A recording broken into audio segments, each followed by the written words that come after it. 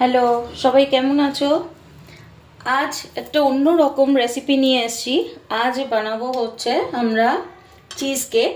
তার জন্য আমি প্রথমে নিয়ে নিয়েছি এই স্পঞ্জি কেকটা। এটা আমি বানিয়ে নিয়েছি ঘরে। এর রেসিপিটা আমি পরে শেয়ার করে দেবো। এছাড়া নিয়েছি ঘরে বানানো পনির, একটা চিজ কিউব, আর নিয়েছি সুগার পাউডার, নিয়েছি চকো চিপস,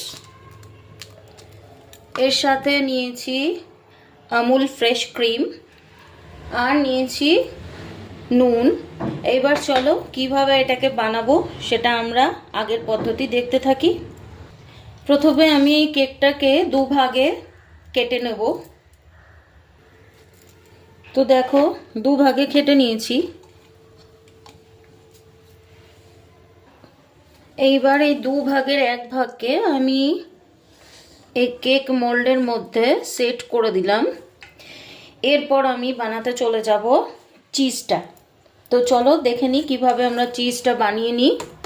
তো এর জন্য আমি নিয়েছি পনির,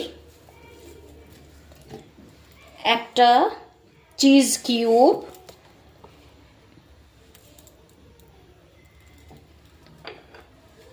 পরিমাণ মতো সুগার,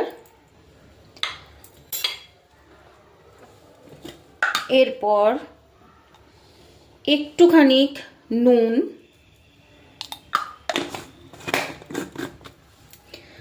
আর এর মধ্যে মিক্সড করব আমুল ফ্রেশ ক্রিম। আমরা আমুল ফ্রেশ ক্রিমের এই ভাগটা আমরা মেশাবো, আমরা কোনো লিকুইড পোর্শনটা মেশাবো না। এতে পনিরের যে ক্রিমটা হবে, চিজটা হবে, ওটা খুব নরম হবে এবং খুব সফট হবে। এবার চলো এটাকে ব্লেন্ড করে নিই। দেখো আমাদের ক্রিম চিজ রেডি হয়ে গেছে। কি স্মুথ হয়েছে দেখো, খুব সুন্দর এটা টেক্সচারও এসছে। এই দেখো, এইবার আমরা এই চিজটাকে পুরো এটার উপরে স্প্রেড করে দেবো। এটা খেতে খুব ভালো হয়, একবার তোমরা ট্রাই করে দেখতে পারো।